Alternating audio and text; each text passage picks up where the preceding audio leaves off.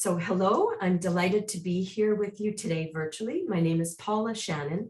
I've worked in the localization industry for much longer than I may admit to you in today's session, but well over 32 years. I worked at what was then the industry's largest firm, Lionbridge, for over 18 years, but I started with the language giant Berlitz. Maybe similar to you, having done a degree in languages and linguistics and wanting to somehow work with that, combining technology, in those days, publishing and language. So I'm thrilled to be here with you today. I do sit as a board member at GALA, and I know you'll be hearing from some of my other colleagues. And what I'd like to do is jump in today and really walk through the localization industry on a higher level, maybe give you an overview of what the localization industry is and does, why it would matter, how would it even touch you or people who are not as connected to language as you all are. It's interesting to look at what the size of this market is. It has certainly grown exponentially, and I'll walk through kind of what the inflection points have been for that growth. Very interesting to look at what are the kinds of companies that make up this industry, this kind of pyramid, and what services do they provide? Because it is a fairly broad range of things that can be done as part of the localization or language and translation industry. And then the big question, we use a lot of acronyms for some reason in this industry, but LSP, what is a language services provider? And specifically for many of you, how would you work with one, either as a project manager or a translator? And then we'll close out with some of the trends that are going to be taking place in the localization industry, in my opinion only, over the next few years. So let me just kind of get us moving forward here. And so this is a lot of text, I know. I'll just leave that for you to read as I speak, but I wanted to give you an accepted or kind of shared definition of localization. And it really is simple. Localization is the process of adapting a piece of content, really almost any kind of content, and adapting it for its full meaning for a new locale, a new region. And it does include translation, but it includes much more. It includes imagery, cultural elements like cultural nuance and context. And it really is everything that would go into how your content is perceived once it's received by the audience. So localization is really about making your content, any kind of content, feel as if it were written for the audience that you're trying to reach, meaning it really resonates with those users because it incorporates cultural nuance and it feels familiar. It's not simply replacing the English words or even providing an accurate or adequate translation. Many times it has to be a complete transcreation or adaptation of the source content.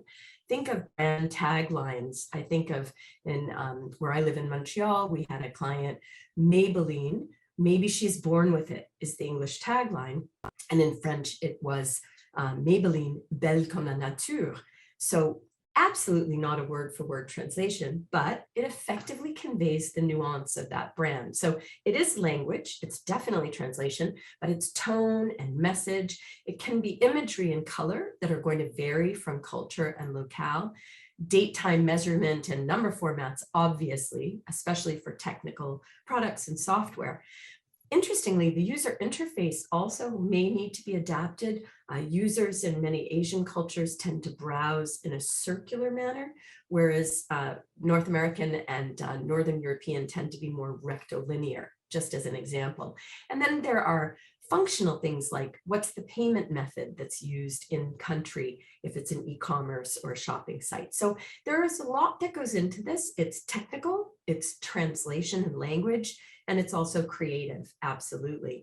And there are more than 6,000 languages spoken in the world today. Interestingly, though, for most of the commercial brands, most companies, it takes them about 52 languages to reach the majority of a global audience. So it matters. I mean, if people are trying to build a business, they really do need to consider localization right from the start. And let's see why that might be. So the statistic that I'd focus your eyes on is the one in the upper left here that jumps out. 75% of consumers prefer to buy products in their native language. That's from a study that was done by Common Sense Advisory. These other numbers are also very compelling. They jump out. You have 70% of consumers in Japan who really prefer to buy only from local language websites, only Japanese websites.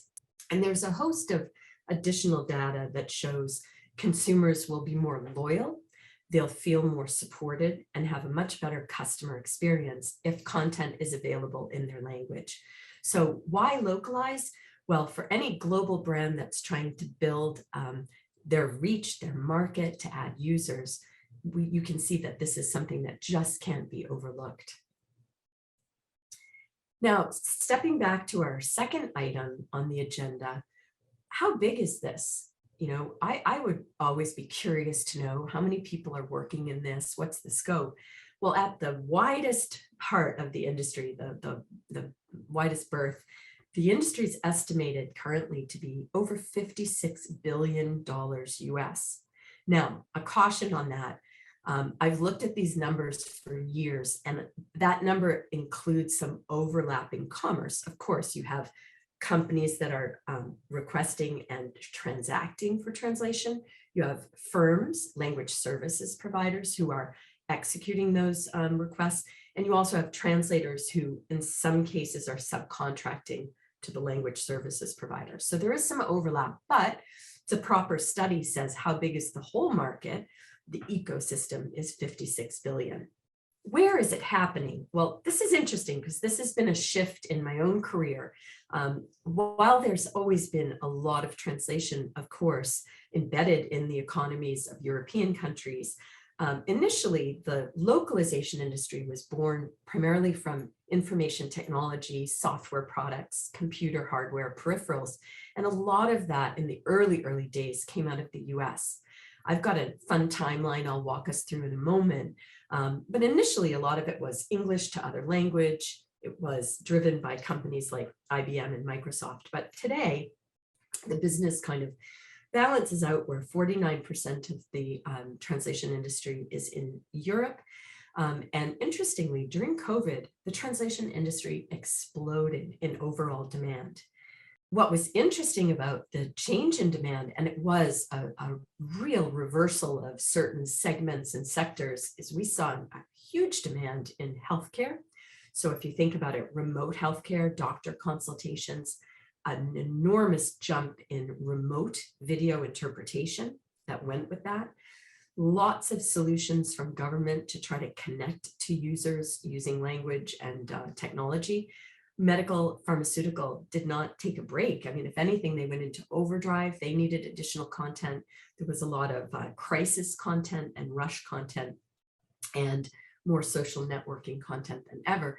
No surprise that things around travel and automobile and events was down. I think that's episodic. I think we'll see an enormous uptick, of course, in travel this year.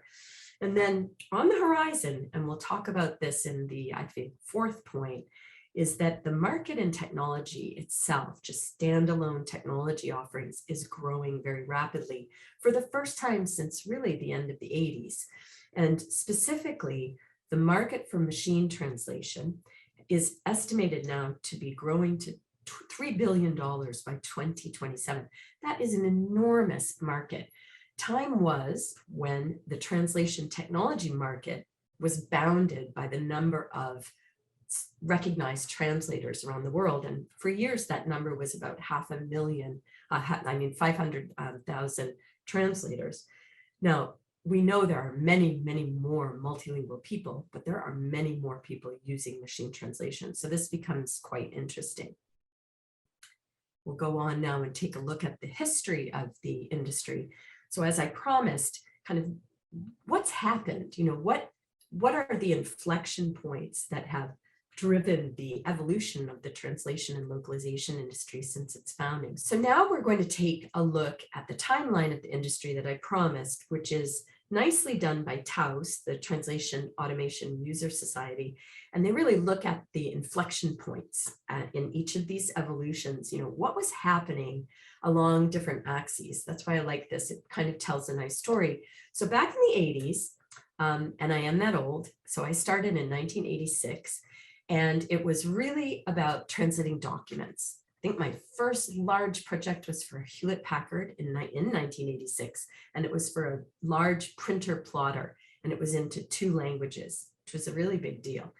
Things were done on paper, if you can believe that, as translators today, and I mean paper. Maybe, if you were lucky, someone knew how to do an OCR scan and save it, onto big, huge floppy disks, but it was pretty much paper in, paper out. As far as technology, translation technology, there was none. And in this era, there were technology existed in an IBM Selectric typewriter that might have memory modules, a Philips word processor, or a Wang word processor. I'm really dating myself. And as far as kind of communications, dial-up modem would have been kind of the most, advanced thing that you could hope for. Now, this would have been Microsoft DOS at the end of this decade in 3 languages. We did 4 languages by the final iteration of MS-DOS. Now, 1992, Windows 3.1 came out and things really started to change. So you now are starting a focus on translating software itself. The work is paper, but it's much more digital. So it's the software. It's not yet content on the web, because the web is really only just coming into existence, but it's digital content in the sense that user documents and user guides are maybe launching with the equipment and launching on screen.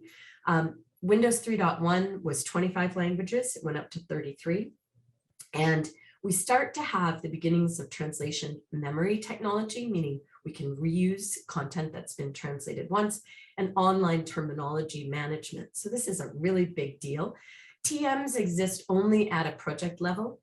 They are updated maybe at the beginning and the end of a project at best, manually. And there really aren't networks. There could be small peer-to-peer networks were happening. We experimented in the 90s with a number of these in Ireland as well as South America, where we'd have big groups of translators network together trying to share glossaries, but there was no internet-based network, of course. I think I have a graphic to populate here, just going through the history of the internet. So we're talking about this inflection point between, the first www address, the launch of Facebook and eBay selling things, or eBay in 95, and then Facebook afterwards. So just for context. Now, by the year 2000, things have really changed.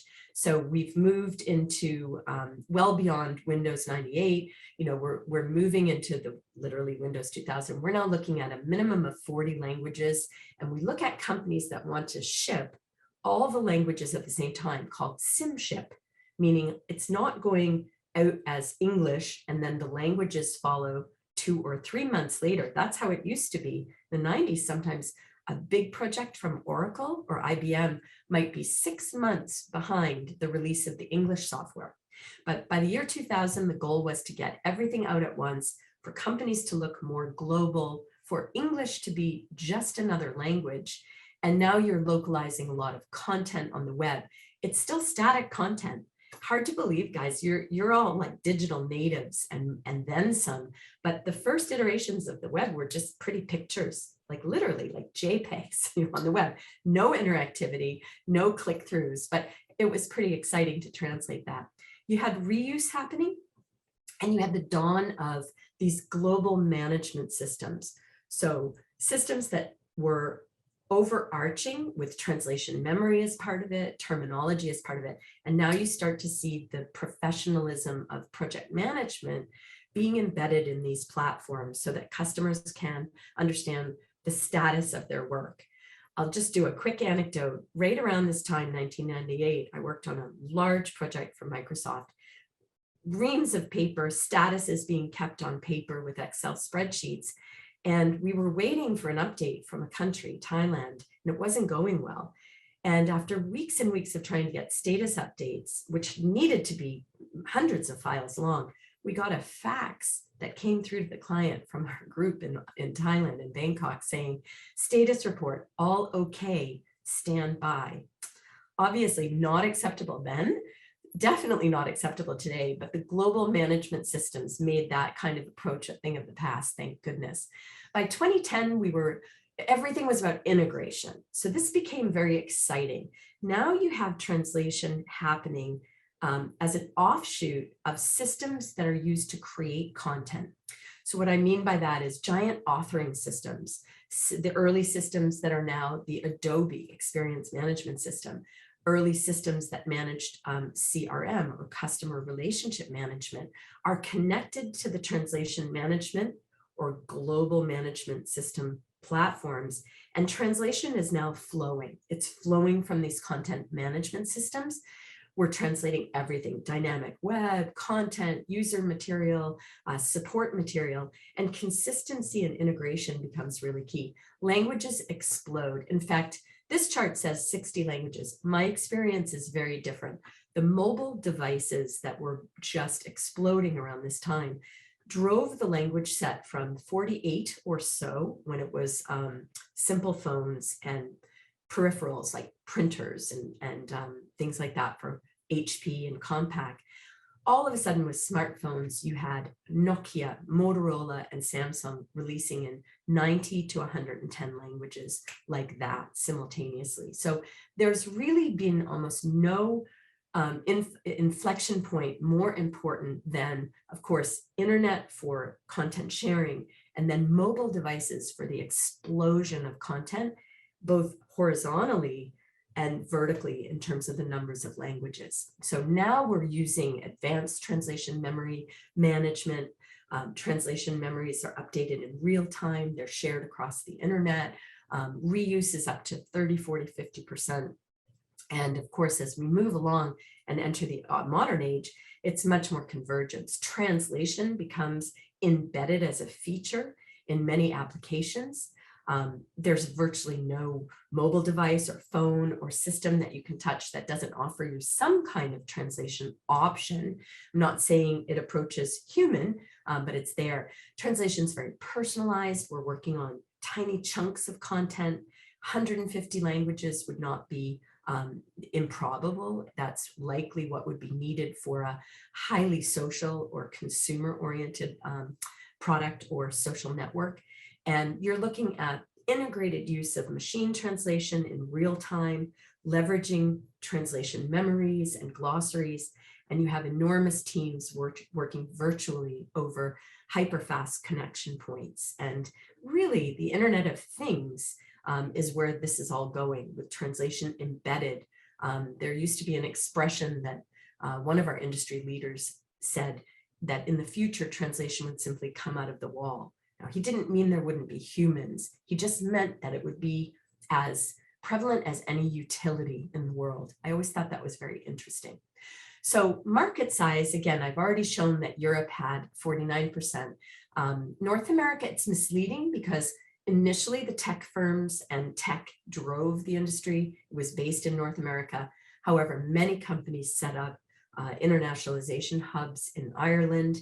And then as they chased lower cost labor for testing and engineering and functions that were not linguistic, they set up in India, Eastern Europe, and China. So it's really diversified around the globe, but it's still very much a kind of Europe, North America, Asia. I know you can't see this chart. The point is to show you the top 100 language services providers. And really what I'd like to do is to show you kind of what's the relative size of a big company. Well, big in this listing is $1 billion company. So we had our first $1 billion company, not a unicorn, took them quite a lot of time to get there. But interestingly, as you may know, they were new NYU grads and founded TransPerfect. And TransPerfect is the industry's first $1 billion giant. I worked for Lionbridge, which has since sold off a couple of divisions. They were then around 600 million. They're still around the same, but having sold off about $200 million of artificial intelligence and data annotation business. And there are a number of other large companies, SDL, We Localize, RWS, I should say rather, and more. But the point that I would make here is that it is still a very fragmented industry. I've got another graphic here. When you have an industry that has only about 8% of the market consolidated in the top 10 players, there's still enormous opportunity for other players. The barrier to entry is not that high. It used to be that you needed to have offices around the globe to be really good at this. And there was a moment in time where all of the companies were expanding and acquiring companies so they could have more offices. A lot like the way advertising agencies worked and expanded in their heyday. Now that's not the case. A lot of offices is a burden. It's a huge amount of overhead. Translators always did and always will enjoy working remotely. They're uniquely set up to work remotely anywhere they are in the world. So do you really, with great connectivity, do you really need to have an office in order to tap people working remotely in far-flung locales? The answer is no. So there's huge opportunity here still for some of the smaller players. And then as we look at, so what's under the hood of the localization industry? The takeaway from this slide is that there are firms who specialize both in different end markets, meaning some firms are doing a lot of business in IP translation. Some focus on legal, discovery, depositions. Some are doing life sciences. Even within life sciences, they might do packaging, clinical trials, or labeling and product information. Automotive is another specialty. Technical. IT itself for software has now arguably is 9%. I actually think there's some marketing and media that we could, bundle and say it's probably still well over 10 or 11% of the market. But what's interesting is how much is made up, certainly in Europe as well, sector, and that's been growing as governments and governmental organizations use technology to reach their citizens and users. Games is growing, marketing translation of all flavors is growing, and healthcare interpreting has really been the story of COVID. Now, within this, the services can include, of course, translation, translation management. It can include technology, interpretation software and platforms. Media localization can include everything from the translation of content to the managing of digital operations for a company. Marketing, as I've mentioned, can be search engine optimization, website development, adaptation, translation, and financial and legal can include management of not just the translation process, but even digital discovery rooms and data warehouses, secure data warehouses. So there's a really broad range of adjacent services that companies can fold in with translation to make their mark. Language technology, we don't have time for that today, trust me. You can see it covers, by definition in the localization industry, translation management systems, but even there, NIMSY breaks down 4 different buckets with 10, 20, 30 different players in every bucket. But as translators, you'd probably be touching one or more of these. Translation business management systems, which are going to incorporate project management, metrics, quality monitoring, everything.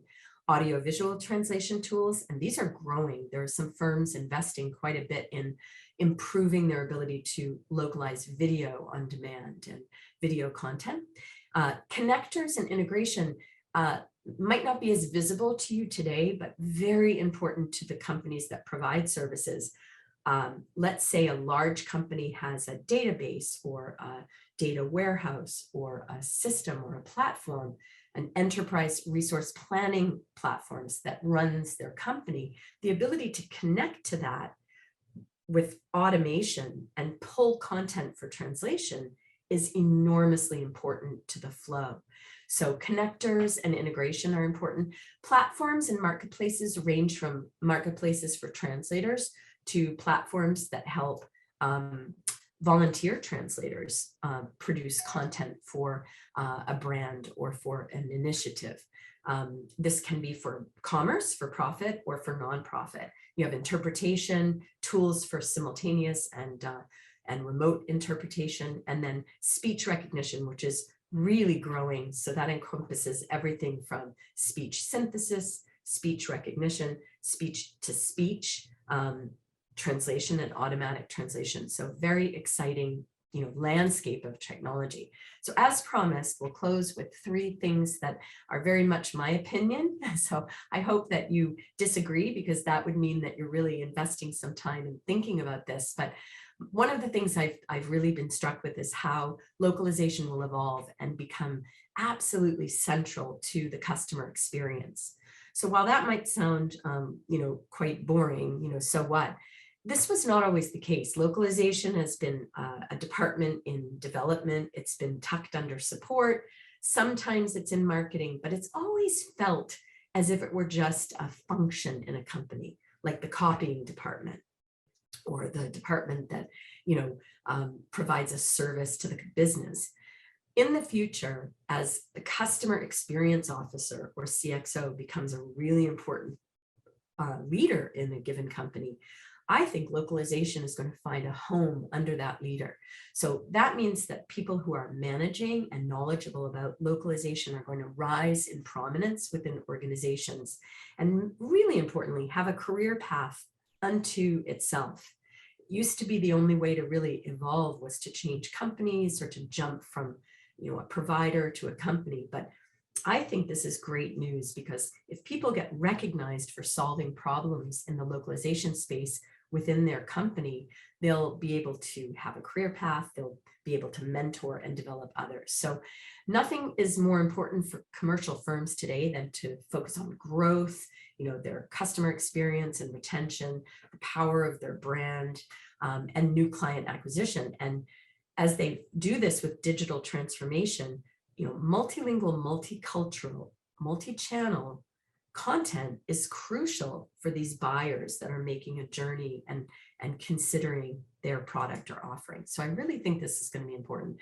The other thing is that no matter what we say or do, and we live with translation every day, you're immersed in it. But the sad fact is that as much as 99% of the world's content remains untranslated today. So big debate, big takeaway is, should we be pursuing solutions of good enough translation for that? Probably a sensitive topic, because you might perceive that good enough translation is automated. It obviates the need for for a translator. I don't see it that way. I don't believe that we have the right to tell someone that either they can have no content in their language, or they can wait and have content that's perfected or translated at a literary level. Obviously, there's got to be some middle ground. So I think that the solutions that could provide good enough translation content use automation, but it's not going to remove the translator. Remember, this is a solution for content that's simply not being translated today. It's focusing on unlocking untranslated content.